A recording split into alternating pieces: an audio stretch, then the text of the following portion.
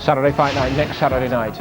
Dean Pithy and Craig Doherty meet for Pithy's Commonwealth Super Featherweight title Saturday night next week at 8 on Sky Sports 1. The record grows for Ricky Hatton, 32-0. But this one was meant to show Hatton about life among the top guys, and I think we had plenty of evidence tonight. And the best placed man of all to tell us what Hatton's performance really will look like, Vince Phillips. Ed Robinson is speaking to him now. Well, Vince, brave performance, but was Ricky Hatton just simply too young and too fresh for you tonight? Honestly, he's one hell of a fighter. I don't know if the age was a difference. I'm pretty tremendous. Got durability myself at this age. Maybe it was making the weight at 140. How did you take those punches for 12 rounds? Well, it's hard. Determination. I didn't come here to lose. I came here to win, put on a good show. I hit him with some great shots. I hurt my hand in about the 4th round. I hurt him in about the 5th, 4th, and the 6th, maybe the 7th round. He take a hell of a shot and he just keep coming. You fought the world's best for a decade. How good is Ricky Hatton? He's up there with the best, and I don't know why Ring Magazine and KO Magazine don't give him rated in the top 10. He's tremendously a good fighter, and he deserves respect as being one of the top fighters, whether he's American or Englishman. He's one, I just give him the most respect for giving me the opportunity to see if I still had that 140 or not, and I'm just going to go home and rest and see what I can do at 47 and watch him elevate at 140. Very brave performance tonight, Vince. Unlucky. Thank you. We'll remember him. He's covered himself in glory here tonight, Vince Phillips. But he says that Hatton can be in the top 10 after that, Barry. That's the best news of the night for Ricky Hatton, isn't it? Well, I've always believed he was one of the top fighters in the world. I don't think much of these various different titles, to be honest. There are 4 recognised titles, and I still believe Hatton can fight and win one of them. There's no doubt about it. Tonight proved that, just confirmed that. Set a ferocious pace, and Phillips put up phenomenal resistance, but he beat him completely. Jim, how good was Hatton for you? Well, first of all, thank you, Vince Phillips, because now we know our man can fight, no question whatsoever. We've watched Ricky beating people up, but that was a different thing tonight. He had to work hard. I don't want to start nitpicking about things he could have done better, things he shouldn't have done, because I'm sure Ricky himself will do a lot more of that than we need. But now we know he's the real deal.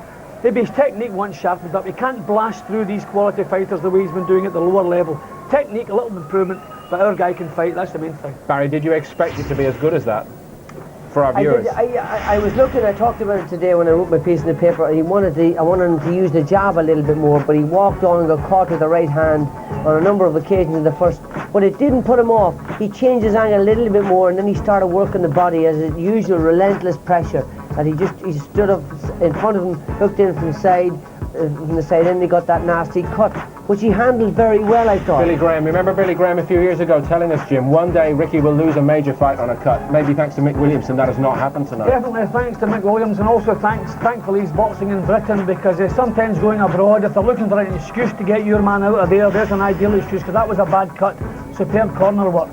But Ricky, all the way through, what makes him so good to watch is they take chances. Don't complain about him being caught with shots. That was a lovely right hand he caught in the 5th round. He's always going to get caught with punches. That's what makes him Ricky Hatton. It's what makes him exciting. It's what makes him sell tickets.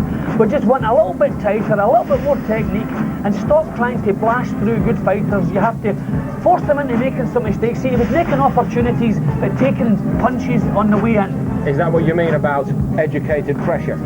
Exactly. You can make the other guy work without throwing punches. You can feint at him, you can step to the side, you can harry him. Just keep him on his back foot.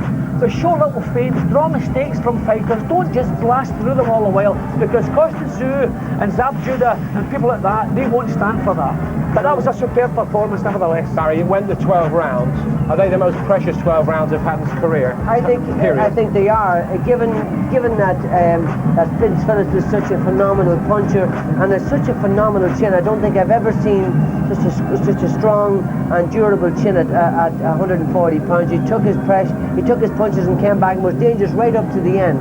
You know, he's elated rightly with this victory, but it's typical Hatton. He said himself afterwards, I was too reckless early. Yeah, he was too reckless, and he's meticulous, and he's really fastidious about his fighting, and he wants to get better. But we talked about it off air. He needs to get that American experience. He needs American sparring partner, or else he needs to go to America and get that sparring, because he's got to make that extra little adjustment to his technique.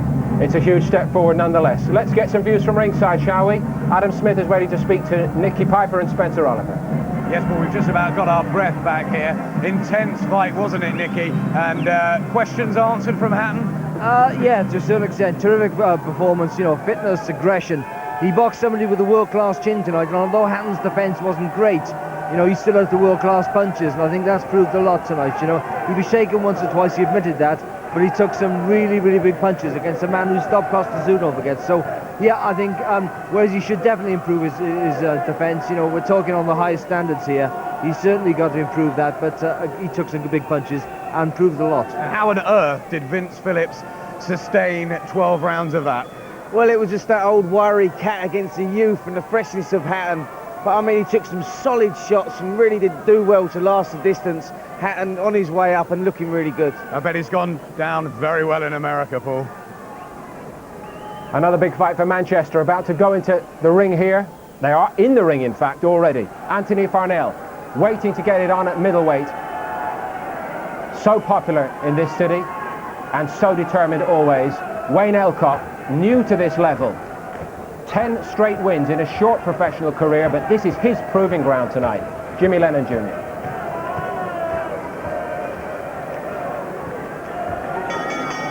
Ladies and gentlemen, once again from the MEN Arena here in Manchester, England, we present a WBU World Title attraction. It is brought to you by Frank Warren's Sports Network in association with Sky Sports, as sponsored by Red Square and Ladbrokes. This bout coming away is sanctioned by the WBU. The president is John Robinson, Supervisor Wallide Solomons, along with the British Boxing Board of Control. Our steward in charge is Dennis Lockton. Presenting to you our three judges, scoring the action from ringside. From Australia, Des Bloyd. From South Africa, we have Howard Goldberg. And from England, Carl Rogers. Presenting our third man to the ring, the referee in charge, Daryl Ribbing. All right, fans, here we go. 12 rounds of action scheduled for the WBU Middleweight Championship of the World. Introducing to you first the challenger. He is on my left, fighting out of the red corner. Wearing gold trunks, he joins us from Birmingham, England. His weight, 11 stone, 4 1/4 pounds. Undefeated, his champion in the ring with 10 wins, no losses, 4 wins. Coming by way of knockout, please welcome the challenger, Wayne Mad Dog Elcock. And his opponent across the ring, the defending champion on my right, fighting out of the blue corner, wearing black trunks with white and red trim, hailing from Manchester, England. His weight, 11 stone, 5 pounds. His record, 31 wins, 2 losses, with 21 knockouts. Tonight, making the second defense of his title, here is the WBU Middleweight World Champion, Anthony the Warrior Farnell. And once again, Daryl Ribbing, our referee in charge, now to give instructions, 12 rounds. Okay, you keep your punches up. Okay, may the best man win. Shake hands. Good luck to you both.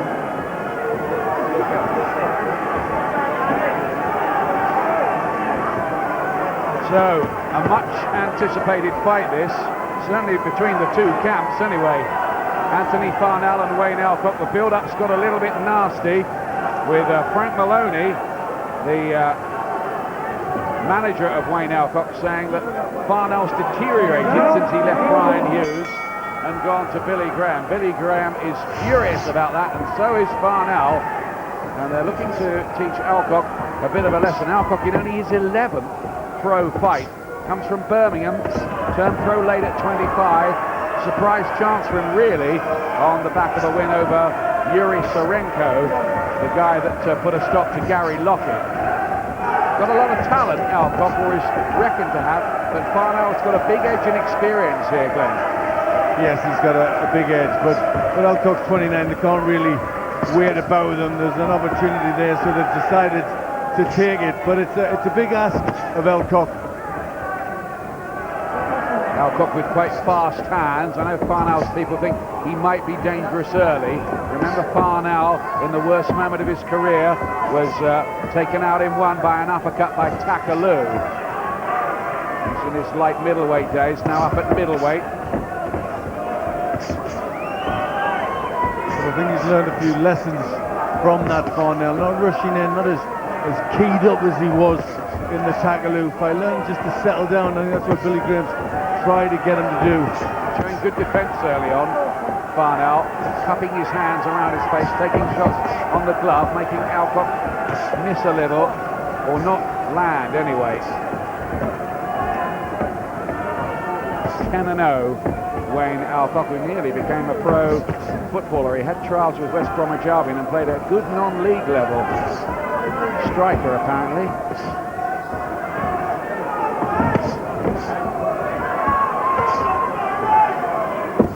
Well, it might have been a decent finish on the football field. See what he's like in the boxing ring. Farnell just tucking up and allowing Elcock to throw these shots, just catching them on the gloves. Doing that very well as well, Farnell, who's one of those fighters who applies a fair bit of pressure, hasn't got all that many refinements, but he's got a burning intensity about him, ferocious pride, and he usually finds a way to prevail. Goes big shot from Farnell, an overhand right. Pretty much the seasoned rounded pro now, Farnell. He's certainly as good as he's going to get. This is basically a domestic level fight, good one, even though it's called for the WBU title, which is, let's be honest about it, irrelevant on the world stage, really. With the big right hands going in, most of them are hitting the glove, the odd one getting through.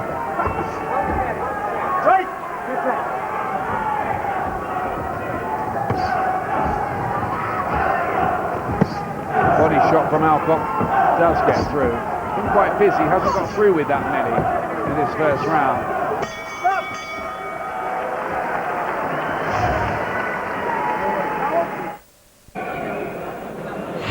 Well, probably Wayne Elcock's work rate won in that first round, but I was impressed by Farnell's defensive work. Definite signs of improvement there.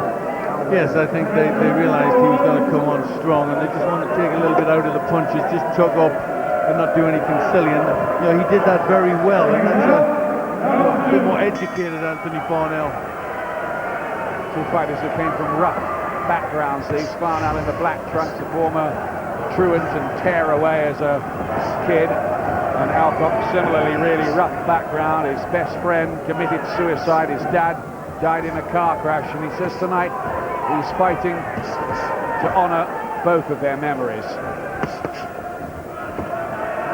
Says he used to train on wine, women and song, Elcock, but is now teetotal and dedicated to the business. Big right hand got through there. Just wonder whether Elcock should switch to the body a little more to try to bring those gloves of Farnell down. What do you think? He's trying with the right hook to the body. Got through with that a few times, but Farnell just keeps coming forward. He got through there with a jab, but it's not going to be counted as a knock. There was a jab beforehand. He seemed to lose balance, Elcock, more than anything. Yeah, he just sat on those ropes and fell through them. But it's nice educated pressure from Farnell. Fairly battle-hardened now, Anthony Farnell. Means the world to him to have this belt. And on his shorts he's got the name Frankie. It's his 11-day-old son. He was there for the birth. He's breaking training camp momentarily for that. He's loading up a little too wildly there, Farnell, and missed quite a bit. Farnell starting to get his jab going a bit.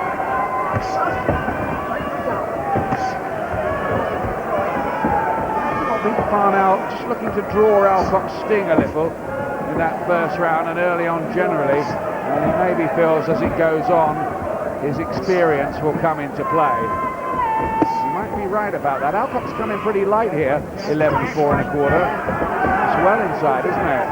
1 3/4 pounds inside. Yeah, I think he's been training that hot gym up there with Peter Harrison. Yeah, only for a week though. Was it just for a week? Yeah, just for a week. They went to Portugal as well. He Pretty warm there as well. He did nearly all his sparring with Tony Oakey, the Portsmouth light heavyweight.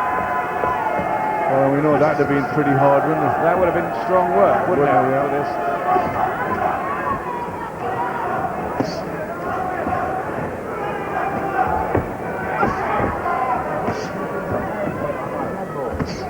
Much of the same. Elcock hitting an awful lot of gloves, working harder, but not getting through a great deal. Farnell doing not quite enough himself. He was looking for the countering left hand there.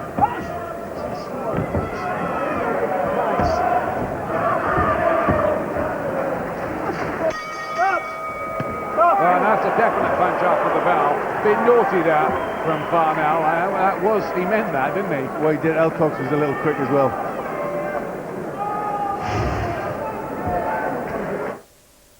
Well, as if 3 minutes around wasn't enough. These two wanted a little extra here, Glenn. Yep. Well, there it is. I think Elcock just let one go, but Farnell came back with one.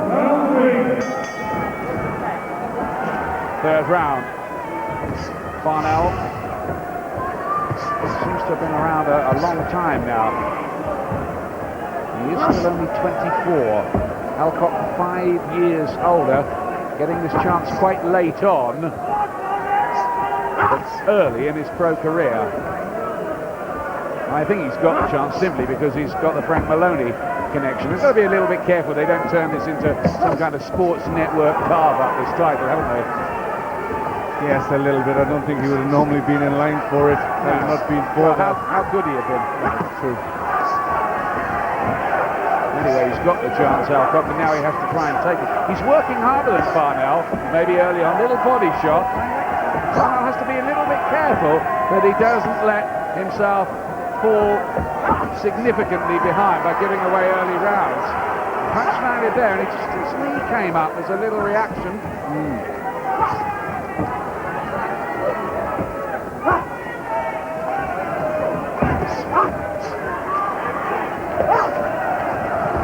Maybe Farnell's thinking about it a little bit too much. He's always better really as a bit of a barnstormer, isn't he? Yes, he's starting to load up. You'd like to see him trying to combinations together. He's looking for one big one.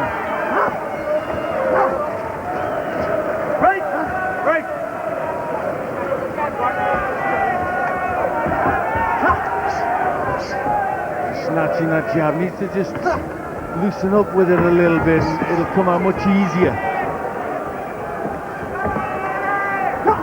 Arnie's Army in attendance again for Farnell. He's always had a big fan club, even when he was fighting in small halls in places like Lübeck, Germany. They've somehow made their way all the way there in coaches and cars, much to the amazement of the locals, since he was about 10th on the card.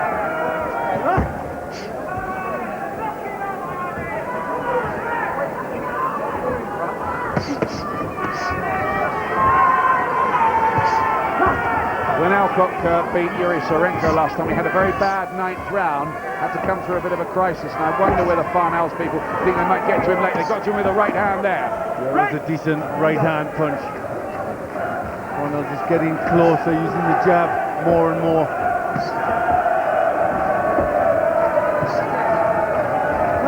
Is Farnell just going to know a little too much for Elcock at this stage? A little bit of the snap seems to have gone out of the punch of Elcock. Starting to let the gloves drop low, Elcock, at times. Maybe his concentration just drifting a little in that round, and I thought Farnell took that one.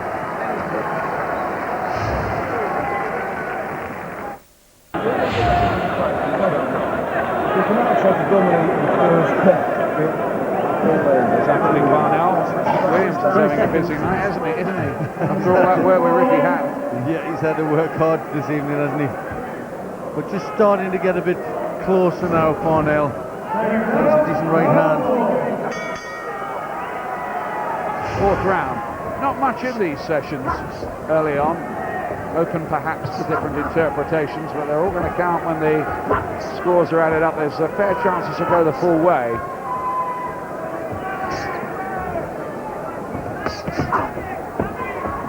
Well, I'm sure they're more confident in a later fight, Farnell's people. They maybe expected to lose a bit early on. And they slipped on some water in the corner that time. It's been a problem tonight.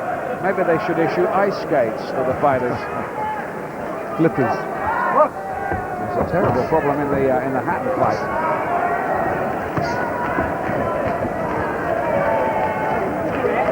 Elcock just being forced onto the back foot a little. His work rate's dropped.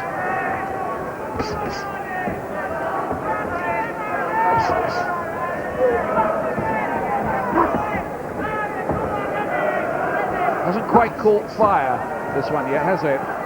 No, it hasn't. And Elcock a little more on the run. Didn't seem to have the same sort of power or snap that he had in the first couple of rounds. Farnell beginning to get his jab going.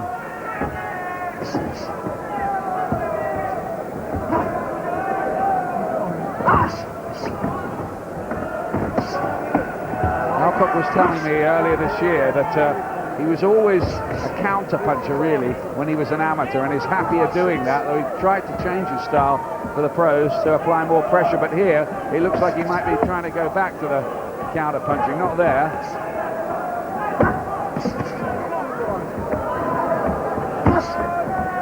The Elcock jab was working quite well. He's got to get that going again, doubling the jab up. You can catch Farnell coming in with that. We've seen that in the past. What do you think of Frank Maloney's psychological wind-up this week of Billy Graham saying that Farnell's deteriorated since he left Ryan Hughes and gone to the Billy Graham gym? A bit nasty. It is a little bit nasty, isn't it? They tried to get under the Farnell camp skin a little bit.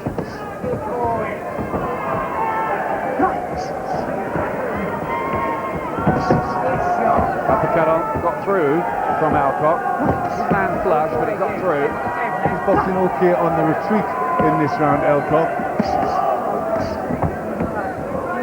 Quite fast hands, Elcock. Setting some problems for Farnell, who's going hunting. He's giving him a few angles and a bit of lateral movement. Frustrating Farnell, maybe trying to lure him into an error. And he's coming back with a shot. Farnell still, for the most part, got his gloves up pretty high. A little switch in strategy from Elcock, which proves he's thinking his way through that fight in there.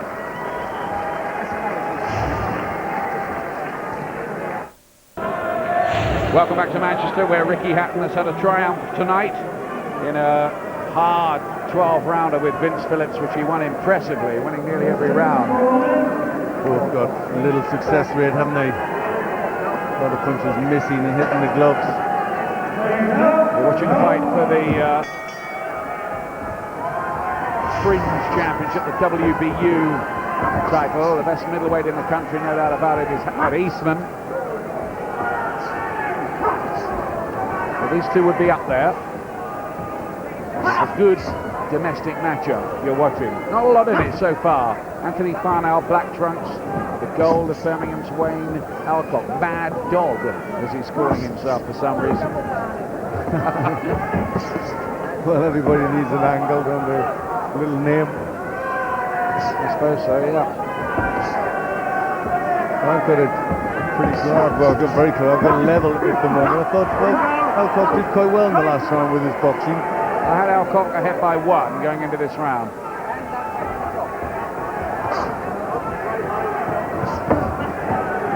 Fast hands are working for him, Elcock. Jab, raiding tactics, getting into punches, then away. I think he's worked very hard for this fight, and well, Elcock. Diligently.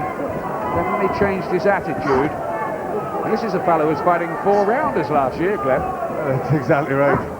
You know, 4 rounds win he had over O.J. Abrams just a year ago. Frank Maloney raves about Elcock. He even mentioned him in the same breath as Nigel Benn and John Conte in one extravagant moment. His vivid imagination. Yes, that is a bit extravagant. He has done well so far, but let's not get carried away. I think even Elcock himself wouldn't make those claims on his own. Oh! Right hand! Floors Farnell! Not for the first time in his career. He's got up to Wen before, but that was a cracking shot from Wayne Elcock, who can sense glory here now. Rams in another one as well, and Farnell has another career crisis on his hands. And he's got his back to Elcock for a moment there. He needs to fire something. He's desperately trying to fight his way and hold on through the fog to buy some time. Desperation tactics from Farnell, who is still in a daze. And down he goes again, another right hand, and now they say it's a slip. There was a right hand though, wasn't there? Yes, there was a good right hand. I thought that was another knockdown. I think his legs went from underneath him because of the right hand, not the slip. Good body shot from Elcock. Really is under pressure here. He's doing the right thing. Farnell, he's getting in close, he's hanging on, he's getting his hands up. He needs this round to end. It's going to end any second. Oh, how he needs the bell. Right hands, Elcock. Can he finish it all here? Oh, it's a big right from Farnell himself, right at the end of the round, and he still had enough about him to poke his tongue out at Elcock at the end of it all. Well, a very bad round for Andy Farnell. Nearly saw everything fall away, his whole career in that round. Big breath, Hugh. He really did. Elcock really went for the right hand, just walked right onto it, trying to get his own right hand off. And good, powerful shot. Now was this a knockdown as well? The ref said slip. Well, his foot did slip out of the ring, but he did get caught. Well, I think the punch hit the glove, and then the effect of that on his body was to make him go down. Slip. Difficult one. It is a difficult one, but we've got to look at this canvas, because there's a lot of questionable moving about on it. But Elcock's in charge at the moment. He put a lot into that last round, though. Just a question of whether he might have punched himself out. Farnell came off the floor to beat Marty Renahan early in his career, and Mark Richardson in the USA as well. Remember, he didn't come back from getting floored against Takalou, mind. Will Elcock get in again? Breathing heavily from that body shot. He's landed well with that right hand to the body, Elcock. I think that's a good punch. This is a pretty slick performance so far, isn't it, from Wayne Elcock?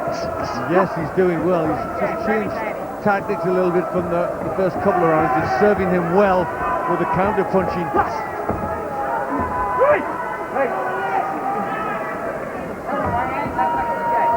I just wonder about Farnell's strategy. He seemed early on to be very careful to cover up. He thought that Elcock would be dangerous early on, but did he hand the initiative to Elcock a little? I think a little bit he did, but then later on he started to chase him a bit too hard, and that's where he walked onto a shot. Farnell's always been easy to hit with jabs. Ruben Grunewald, especially in the first of their two fights, which Farnell lost because he had 3 points deducted for fouls in that contest. He won the rematch to pick up this belt. Defended it with a stoppage against Nikolai Takalakin last time in 10. Worth stressing that Farnell is used to going the long distance route and finding a way to win.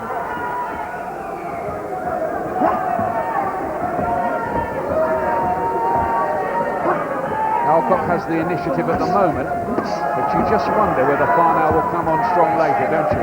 Yes, you do, but Elcock was another good right hand. The body pulled the elbow down for Farnell. Just being out boxed and out-thought a bit at the moment, Farnell. Quite clever by Elcock, this. He's very one-dimensional, isn't he, Farnell?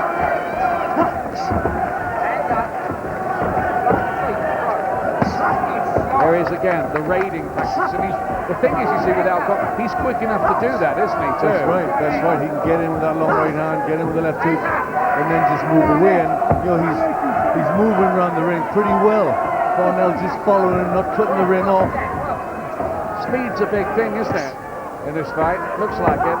Well, it's the difference so far between the two of them. But remember, Elcock had that crisis in the 9th in his last fight when he was controlling it.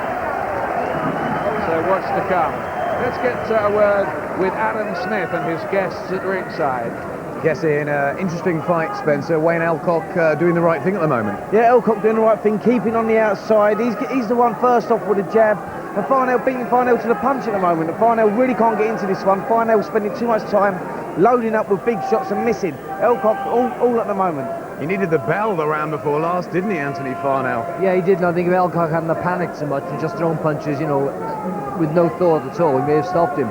And Elcock is boxing very, very well. Is there a way back for Farnell? He's had the big fight experience. He's got such a heart. Yeah, there certainly is. I mean, Elcock's using a lot of the ring. He's using a lot of energy. He's got to last 12 rounds, don't forget. So, I mean, I've always tipped Elcock for this one, but Farnell don't count it out. Do you think he can come back, Farnell? I think he can come back. He needs to relax and let the shots go in combinations. He's trying to load up with the single shots. Elcock at the moment, Ian. Yeah, I've got him 4 points ahead at this stage. What about you, Glenn? I've got him 3 points ahead, but he's boxing well, he's keeping cool, and it's a mature performance from Elcock. As we move into the second half of the contest, he has to keep his concentration though, Wayne Elcock. And he's never been in at this kind of level before, in this kind of fight. Can he keep it all together?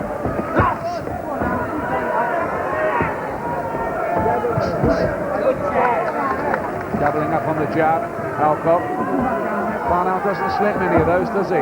No, he doesn't. There's not a great deal of upper body movement. Comes straight forward, that head nice and high, and Elcock finding the head. Farnell's just being made to look a bit pedestrian here. He's going to have to do something differently. Yeah, I formed the impression when he fought Ruben Brunnevault the first time that it was possible to beat Farnell like this with smart boxing skills and a lot of side-to-side movement and hand speed. Yes, and a good jab. I think you've got to have that, because you can't pick the jabs up and just win the points. You know, just round after round, you can do that against Farnell. So he's just not letting Farnell fight his fight. Farnell wants to be standing there, doesn't he? Having a bit of a slugfest with him. And Elcock won't do that. And Farnell loading up far too much. He's really looking not just to hit him, just to try and knock him out of the ring. And you know, he's missing because of that. He's showing a good boxing brain here, Wayne Elcock. He mustn't let Farnell drag him into close quarter fighting. Good right hand there from long range from Elcock. There it is again. Rat-a-tat-tat with the jab. And I think frustration might be starting to creep in with Farnell. You know, he doesn't seem to be able to figure out what to do here. And he's still got a recovery time.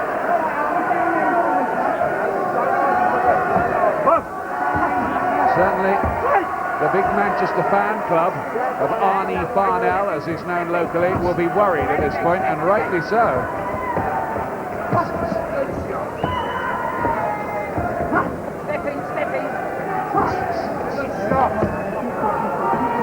Frank Maloney's voice being heard from the corner. He's very happy with what Elcock's doing so far. He's boxing to a plan.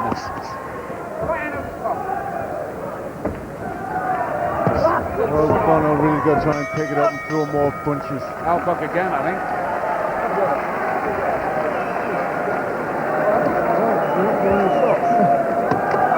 Now here's a question for you, Glenn. This fight's going on tonight after the main event.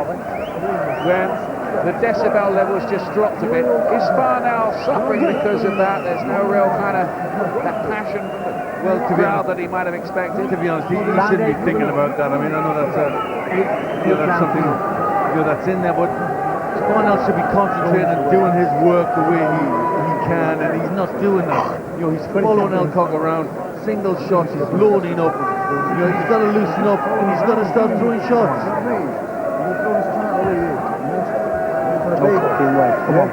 It's quite a big test this for Arnie Farnell. He's had a few along the way. Some he's passed, occasionally he's failed.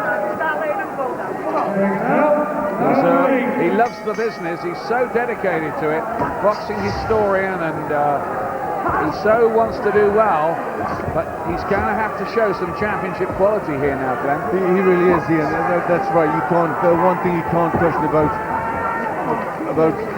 Anthony Farnell is how much he wants it. He really does want to be a success in this business. So he'll be trying as long as he's in there. But what he's got to start doing now is he's got to start winning rounds.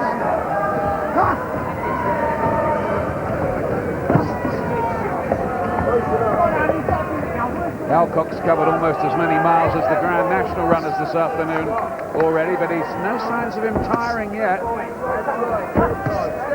Yes, and it's Farnell who's got the hurdles to climb. I think this is suiting him. He's working on the counter and on the move and thoroughly enjoying himself so far. That's right. Farnell's not setting the pace that's upsetting his rhythm. It's up to Farnell to cut him off, isn't it, on the corners? He's got to cut him off. He's got to get on his chest, body shots. He's got to start throwing shots. He's got to start letting them go in clusters, 2s and 3s. Single shots are not good enough. He's got to slow him up somehow. All the time that Elcock is out there, he can use his speed and boxing skills to make life hard. That was okay, that right hand from Farnell, that was a bit better. I wonder whether he can turn it all around. I wouldn't put it past him, you know. Oh, no, definitely not. He can still turn it around. He just needs to get one shot on, because he will work hard if he gets the opportunity. Farnell, remember, down in the 5th round. Cracking right hand from Wayne Elcock.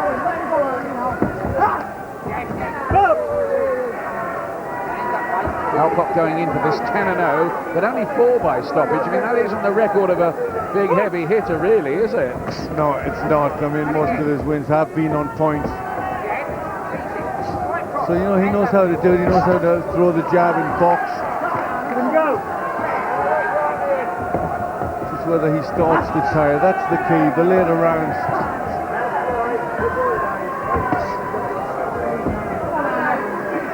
But he's fine as long as Farnell allows him to box at his pace. Right hand, that's hurt Farnell again. That's hurt him again. Involuntary movement of the leg then as that one landed, and another one, and here's more trouble for Anthony Farnell.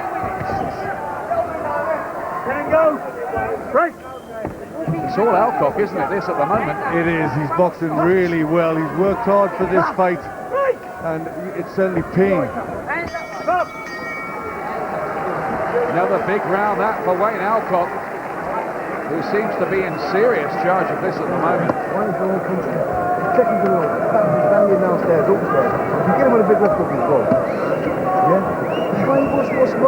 Where's that all gone? Where is it? Just touch him and say, no hook. Why have I got round it?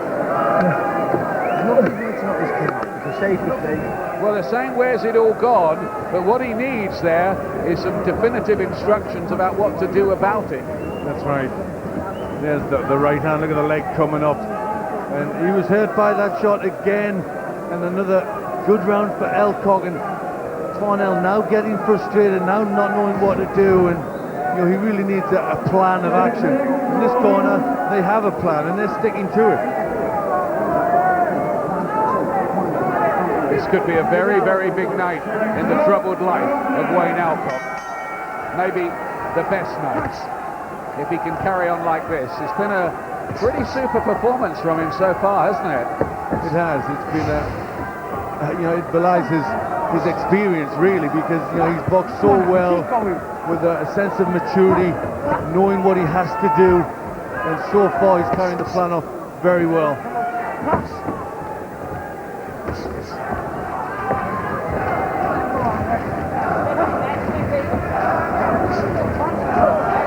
It's time for something dramatic, I think, from Farnell. He has to raise the tempo. Well, he's allowing Elcock just to box at the pace he wants to box, and that's where he's going wrong. He's got to step it up. He's got to step in the range and just let them punches go. Maybe they should do the old Terry Lawless style trick and say to Farnell, come on, do it for your baby boy, Frankie. Well, I think they're going to have to try something. Yeah, something to rouse him. He's curiously subdued tonight, isn't he? He's not being allowed to be the fighter he likes to be. I think don't take anything away from Elcock, because Elcock's boxing at a good pace. He's doing the right thing. He's giving Farnell movement, and then he's coming back with counters, and Farnell's a little wary about doing too much more.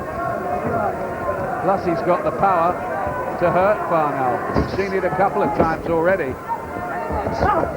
Come up. There's a nice right hand this time from Elcock. Well, maybe this is why Frank Maloney was so enthusiastic about him. That's right, maybe he's seen a lot more than we have. Got him with the right hand then, and Elcock wants to hold on for the first time. Now, is that a little breakthrough moment for Farnell? The first time, I think Elcock was shaken a little. Still loading up too much for that shot, and gives Elcock the time just to move out the way. Yeah, he sent a telegram, didn't he? That's what he's done with so many of his punches. Instead of double jab, right hand, then left hook, put them together in combinations. If the first couple don't get through, the second two will. Wayne Elcock still looking as if he's on the way to a spectacular away win here. A win that would up his earning power dramatically. You can knock the WBU belt, and we do, but it does mean significantly more money for the people who hold it. Starting to get through Farnell now. Now this should be his time of the fight. Farnell, well, it has to be now. Well, he needs a good punch to get into the fight, to slow Elcock down. Lunging in and missing by, well, miles. It was almost in the next county. There's 3 rounds to go, so you've got to back him up.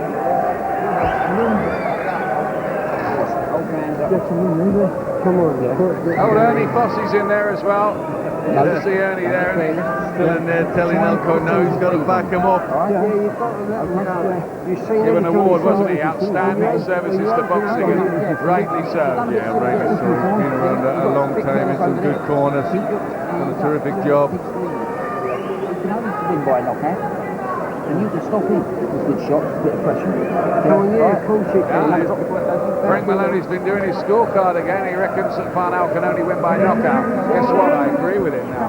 Yeah, I'm saying I've got Elcock 5 points ahead. I've got it 7. 7 to Elcock, my God. Here's the 10th round. Farnell is certainly looking down the barrel here. Let's go to Ed Robinson in the Wayne Elcock corner. Well, Frank, so far everything's going very much to plan. Yeah, but it's not over yet, and the fat lady sings. Arnie has unbelievable stamina, so one slip of concentration, but I think we're well in front, and he's boxing to a good game plan. Can Elcock keep this up for 12 rounds? I think so. If I'm reckoning, there's 2.5 rounds to go, including this. You've got him in a handy lead. I think he's winning, but I'm not the judges. Thank you. Quite cautious, wasn't he, Frank Maloney? Not over till the fat lady sings, so she might be warming up the vocal cords. She might be, but if you're feeling the pressure a little bit now, Frank.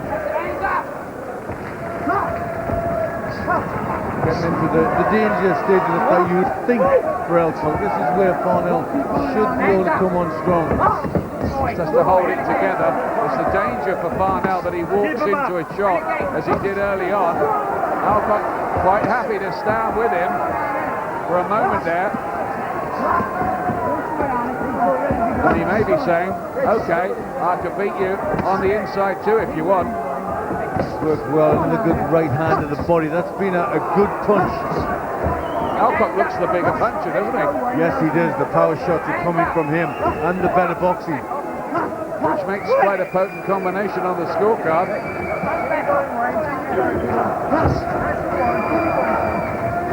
Well, I think Farnell's not letting go of the punches because they're a bit wary of what's coming back from Elcock. That's why it's Elcock that hasn't allowed Farnell to do well, to fight his fight. This would be a harder one to explain away for the Farnell followers. Okay, you can say he got caught early by Takaloo. That can happen to anyone. The Grunewald defeat was controversial, but here he's been outboxed and outpowered so far. Well, it will be a disaster for Farnell if he gets beaten by a 10-fight near novice, really. Talented one, though. Oh, most definitely.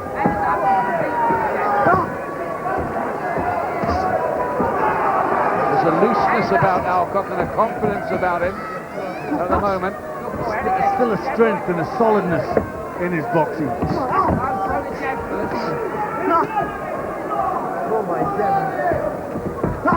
I don't think his mate Tony Elcock is, Tony Oakey's sparring partner, made it up here after all. He was due to come up. Eddie's watching on telly somewhere though. Sure he will be. It's unusual for Oakey to miss a fight. He's normally at all of them. Yeah. He'd be there if you organised one in Fiji, wouldn't he? Again, telegraphed the shot. Farnell has been below par tonight, but Elcock, give him all the credit in the world.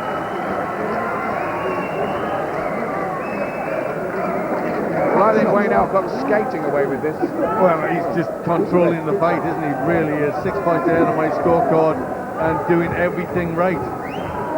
Success rate for both of them is pretty low. Elcock, the better, is 23%, but he's thrown an awful lot more punches. 541 to 395. Well, significant success for Wayne Elcock.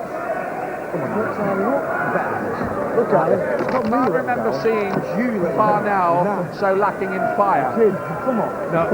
All I can think is it's the punches from Elcock that just took the fire out of him. But he needs something really big. He's got to try and bring a stoppage out. Well, they know the story. Well, that's what this sporting life is all about. The big success tonight with Hatton, but with Farnell, well, I think it's hard for the cornerman as well after going through that thriller with Hatton to get back straight in the ring with another fighter. Yes, it is, and also, he's been sitting in the dressing room all the time. Yeah. Hatton's been out there, and he hasn't had anybody with him as far as Billy Graham and his normal people he'd have with him. They haven't been there, so it's been tough for Farnell in that respect. He's certainly got the contacts to get another chance, no doubt about that, Farnell.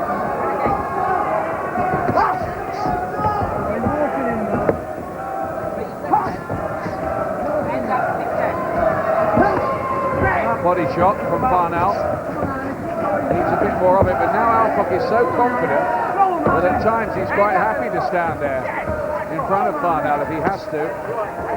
Then that right hand goes in, and that's a shot that I think took a bit out of Farnell. Take back to the corner, something's come loose. Yeah, he's got a cut eye in the left eye. Just came open seconds ago. Don't know how bad it is, but there's definitely blood there. Well, that's a nasty little setback for Elcock. He just has to keep his concentration because this is not in the bag quite yet. He's just breathing a little more heavily, Elcock there. And I wonder now whether his inexperience might be a factor. Will he just panic a little bit? Well, that could happen. Certainly it'll spur Farnell on a little bit. We'll get a bit more work from him. Frustration coming in there with Farnell pushing Elcock off. Cut looks quite bad. Elcock. Farnell trying to apply pressure. Judges from Australia, South Africa and England's Carl Rogers, by the way, for this one. No telling how the WBO judges may see that. And again, he walks into a right hand, Farnell. Low blow, Elcock, then a left hook. They're winding up again, misses by miles. And there's now a cut for Farnell. Both of them going in the same round. It's a bad one, it's a deep one, just above the eye. 15 seconds. Probably too late to matter in terms of stopping the fight. Well, it's round 11. It helps Elcock a little bit because now they're both in the same boat.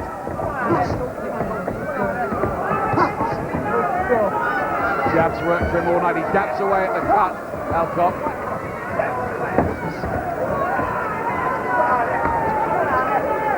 But I think he's a country mile in front.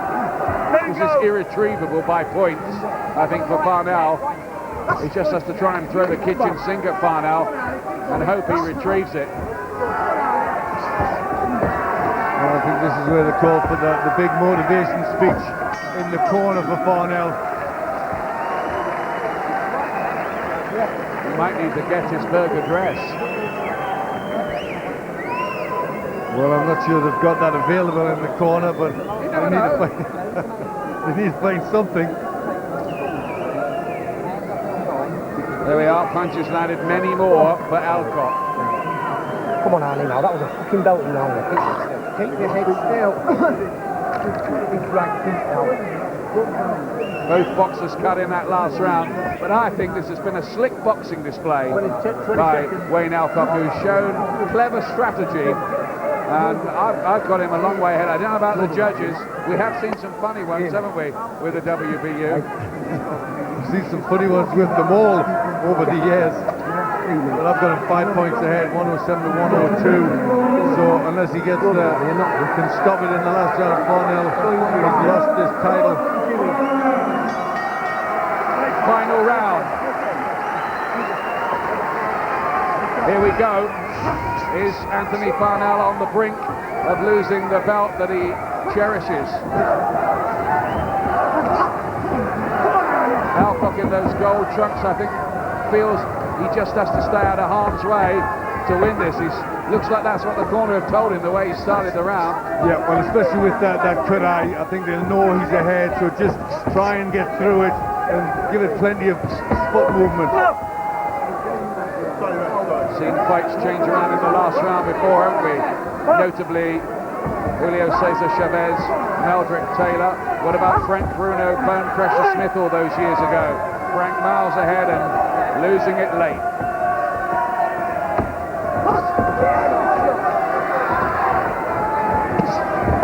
Oh, right hand again, moves Farnell, left the gap, and Elcock still with enough about him to hammer home. He looks to have a bit of power as well as some speed, doesn't he? He does, with that right hand. That looks a solid punch. He's a mature man. I think he's surprised a few people tonight, Elcock, don't you? Well, he's certainly surprised me.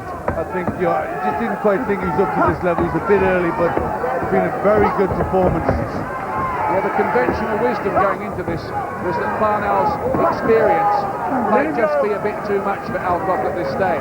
Hasn't turned out like that. Farnell's tried to turn up the heat late on, but he hasn't really been able to sustain much pressure at all. Well, he hasn't, and Elcock's had the power just to keep him back and wobble him and hurt him a few times. I'm afraid Farnell's limitations have been exposed here, haven't they? Well, Farnell might well have been right that he slipped back a little bit. I don't think it's got anything to do with Billy Graham or trainers. Just he hasn't had any fire for this one. There's an awful lot happening in his life with a newborn son. Yeah. Maybe it's just been the wrong time. Just a little mental distraction maybe on the way into the fight. Wonderful for him and Natalie, of course, to have the son, but I don't know. Maybe we're just making excuses where none exist. Well, we can't say nothing away from Elcock. He's boxed really well. I think it's been a superb performance from him. A clever one too. It was sort of a good strategy for the opponent in front of him, and he's carried it out for just about the whole of the distance. Well, he got Farnell's respect in the first couple of rounds, and then he just went on the move and used the counter punching, and that's turned out to be very good strategy. And it looks like he's hung on. Unless, of course, the judges have seen a different fight, but I think that Wayne Elcock has won that, and won that big. Farnell holds up his hands, but I don't think there can be much doubt about that, unless it's going to be one of the great robberies. Well, we hope not, because Elcock boxed so well. Farnell knows he's lost. Well, I've got it by 6 points, and the computer is saying Elcock 149, Farnell 92 landed. Then a punch economy from Elcock, who bossed the fight really, didn't he? Yes, he did. He from start to finish, he did so well. You know, he had a plan, he stuck to it. I've got it by 6 points, and he did well. You can't take anything away from him. He didn't panic with a cut. Been a good, mature performance. Well, Farnell's walking around the ring and holding up his hands. A bit of the old psychological bluster, maybe. Well, I'm sure he'll have been told to do that. He's fighting at home, Glenn. He is the guy who has the belt. You old cynic. Well, you should be in this game. Well, let's see. Maybe we've learned to be. Let's see how the judges have that. But if there's any justice, Elcock should have the victory there. There's the three people deciding. Very busy, aren't they, those blokes? They were there last week, weren't they? Des Floyd and Howard Goldberg. Yeah, they get about a lot of travelling. I think they did, yeah, they stayed on.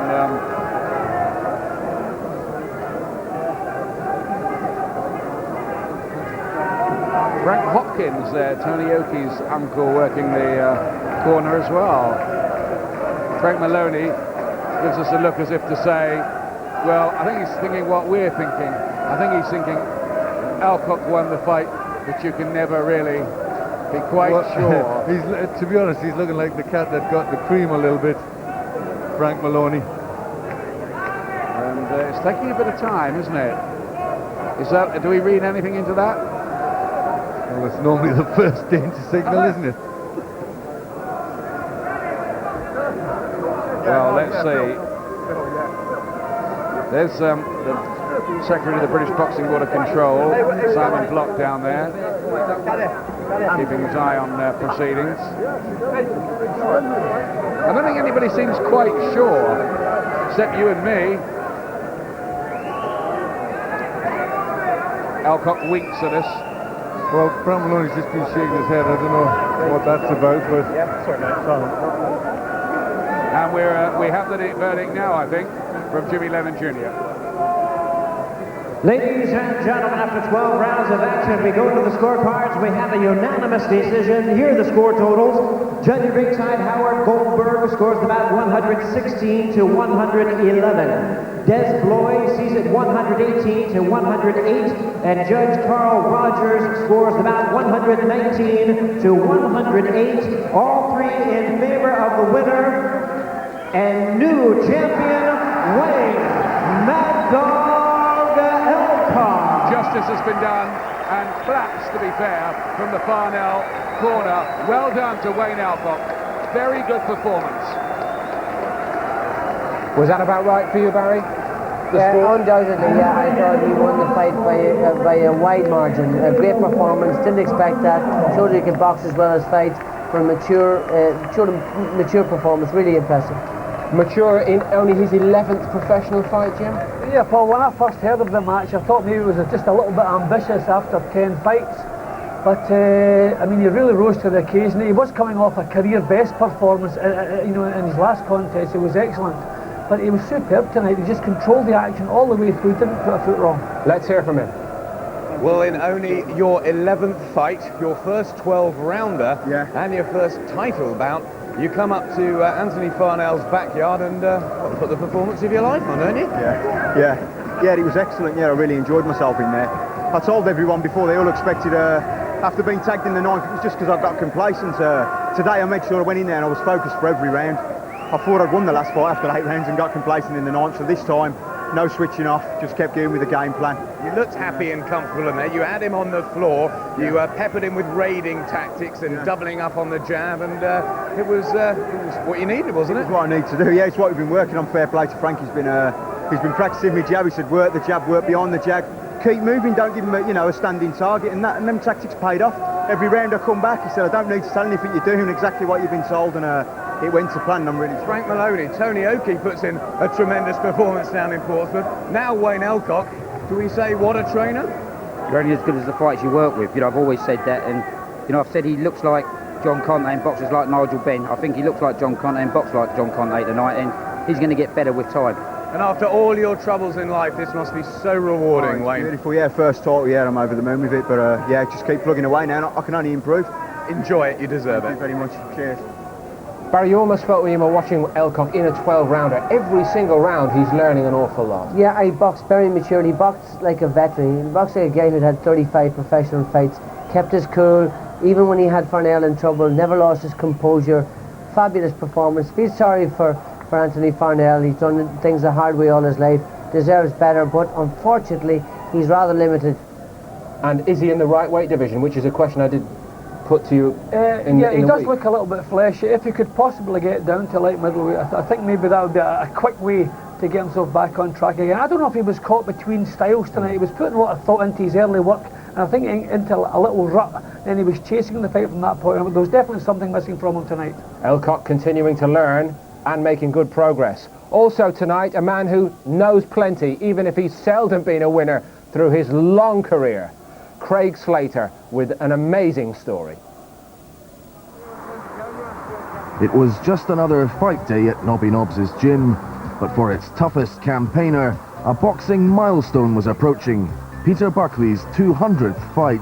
I've just had to close myself off this last week and just try and get a little bit focused. Normally I'll just take fights as I come, but this one's special because it's 200. 14 years, 28 wins, 162 losses and 9 draws. But the bare stats hardly illustrate this journeyman's tale. Half the time the odds are stacked against me. I'm fighting top kids who are probably England internationals and ABA champions and that.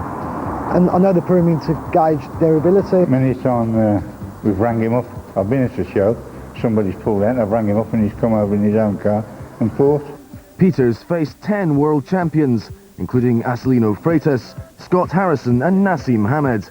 But he says the Prince wasn't his toughest opponent. I always thought he never got the acclaim he deserved. Duke McKenzie, I mean, he went on to win another 2 world titles at different weights after I fought him, and fought for a 4th gentleman as well. That took me out of 2. For his latest fight landmark, Peter was given star treatment as he travelled from Birmingham to Manchester. It's nice, touchdowns happen, but I'd like to have it every fight, but I don't think it's going to happen, But whether he arrives by limousine or minibus, Peter's always relaxed as fight time draws near. Yeah, all the lads are here, and we all bounce off each other, you know what I mean? We all give each other support and that. Ladies and gentlemen, please welcome Peter Buckley. And for once, his 4-rounder with Coventry's Baz Carey was given a prime slot and a big build-up. He's never had anything like this before. Carey has had 190 fights fewer. Just being outworked at the moment by a quite eager Baz Carey, who doesn't care much that it's 200th appearance for Peter Buckley. Good uppercut and a left hand as well. That was good from Buckley. And Carey has got it. Quite rightly too. How are you feeling after 200, by the way? I feel all right. I mean, tonight nothing, take away from the kid, but I like to dedicate this fight to my brother who died 2 weeks ago today. Yeah. And I weren't going to take the fight, but I've done it, and you know what I mean, Johnny B, that's for you, son. Not the result he wanted, but a special award from British Board Chairman Lord Brooks provided the evening's silver lining. Peter Buckley, 200 not out, and the innings isn't over yet. I would like to have won tonight, but it is a day to remember. And here's to the next 100 or 150. The one thing is, there's an awful lot of skill in there, Jim, isn't there? Yeah, he's a tradesman. He's learned his job the same way champions learn jobs, tradesmen do, and he is a real tradesman. And I'm always happy to take my hat off to someone who can do something I could never do. So congratulations, Peter Buckley. And we've said it before, where would the game be without the Buckleys, Barry? Absolutely. I mean, he's a remarkable guy. Norman Nobbs has got a remarkable stable of fighters, and you know, he's completely unscathed. He's compass mentis, and all these people who knock boxing, 200 fights, 14 years as a pro, and he's as bright, as sharp as the day he began.